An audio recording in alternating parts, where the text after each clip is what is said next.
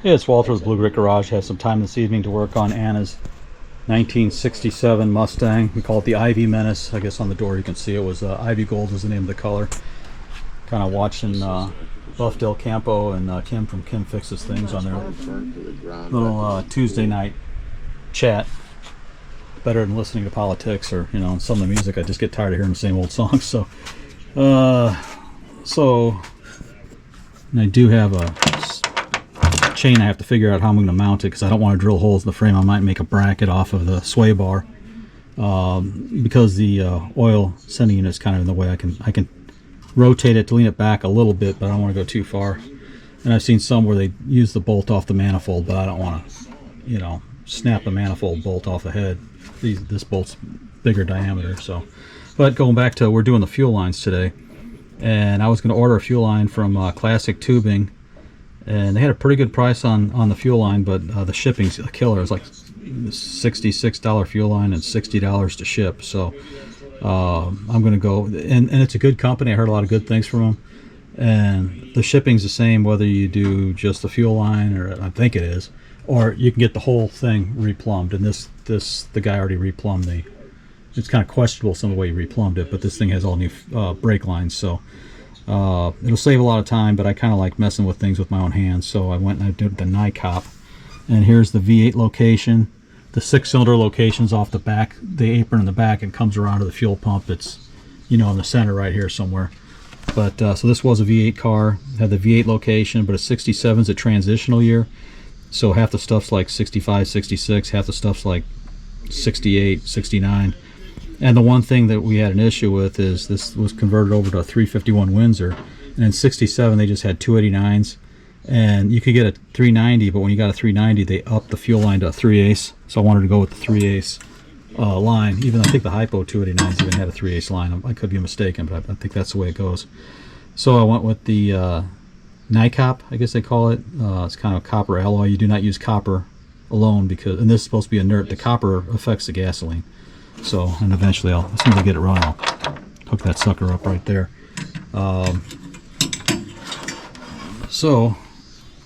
And the way the location is, I was mentioning, and I threw away the front line, but it comes out, clamps out here, goes along, and there's a hole in the rocker panel. Or the torque box. This torque box was patched. I don't know if it had one. It looked like the 67 ran around underneath. And the thing I did not like about the 67, I got boxes and things under here to hold the fuel line up. You can see where I'm running the fuel line here. It's going to be along the frame rail. It'll go up a little higher. I'm going to drill it to the factory clamps. I've got a 68 and I've got a 69, so I'll just figure out how I want to clamp it. But this is pretty much the way it ran. The 68, 69 runs, and it goes along the rocker panel. The 65 and 6 and the 67s, they go across and they run along the drive shaft tunnel, right along the exhaust. You'll have heat soak problems. You'll have, if you have an issue with the drive shaft, you can have problems with it there. So, and I still have to, the NiCopp, I still have to tweak it, and I'll find out what the actual locations are for the clamps. I'll get the clamps and I'll bolt it up like factory. But yeah, it ran along the rocker, tucked up here, a little more protected unless you crush your rocker panel. Just don't do that, And then it comes across the 69, 68, 69. It comes across and follows inside the wheel lip right here. And then, I'm getting old. It's just shy. So I'll show you. I've got a coupler right there. You never use the compression fittings on NiCopp lines unless maybe you do an insert, but you do an insert, then you're restricting the flow. So what's the purpose of that? So I'll show you the coupler in a little bit. But yeah, this tucks up on here and it comes down 90 degree and tucks under that way, and that's the 69. This one, it's kind of weird. It came along the drive shaft, then it comes back out on the inside of the frame rail, and it goes back over again. So there's a lot of bends for the earlier one, and I'm just going to bring it across and bend it down and catch the sending unit over there. Here's our brand new fuel tank. And you get to see my ugly mug again. Hold on a second. Here's what I was talking about. You can see the inside has that little ferrule or fitting or whatever. You don't get, and it's all cast in one piece. You don't get the compression fittings, and definitely don't use that on a brake line, because it'll blow off. Nothing, you know, pretty easy.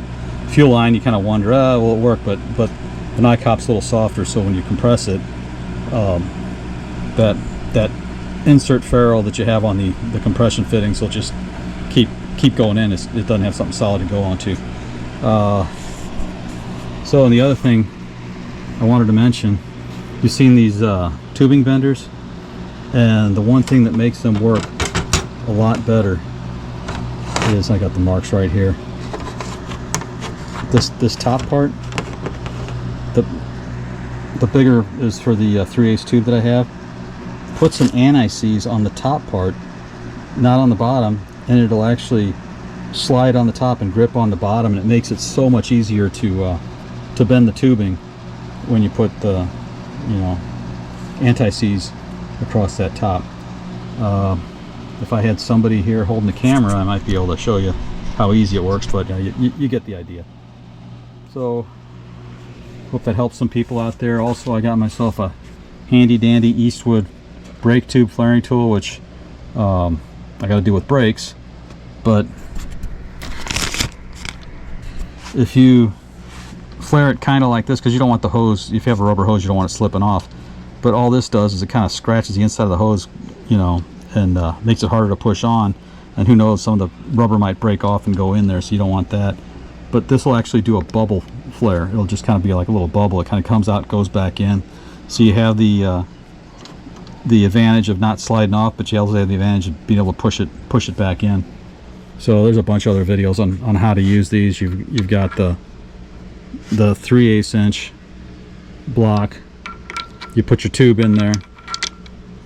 You push the handle to basically line the tube up flush and push these things back. Then you know, push that in, clamp it, tighten this down, and then depending on what you want, I think it was OP1, look at the directions, but I think it was OP1 3/8, and if you push it in, it'll actually do like a bubble flare, and then you have to go to OP2 3/8 inch if you want a double flare. So, but everything's in the directions, and what I usually do when I have directions, I put the directions in a plastic sandwich bag or something to protect it, and I make a copy of it, and I can get all my dirty fingerprints on the copy and keep the original nice. Just a couple extra tips. The other tip is when you have cardboard on the floor and you try to protect it, make sure you have a LED light bulb, because the incandescent will just catch your cardboard on fire, and then you'll really be in a world of hurt. So hope that helps someone out there. Like I said, I like the 68-69 routing along the rocker panel, not along the drive shaft. I'm just going to bend up the last few lines and hook up the fuel system, and that NiCopp bend's a lot easier. I mean, I had a heck of a time with the, can't see it too well, the metal line right here. That's actually metal, and it was a bear to form.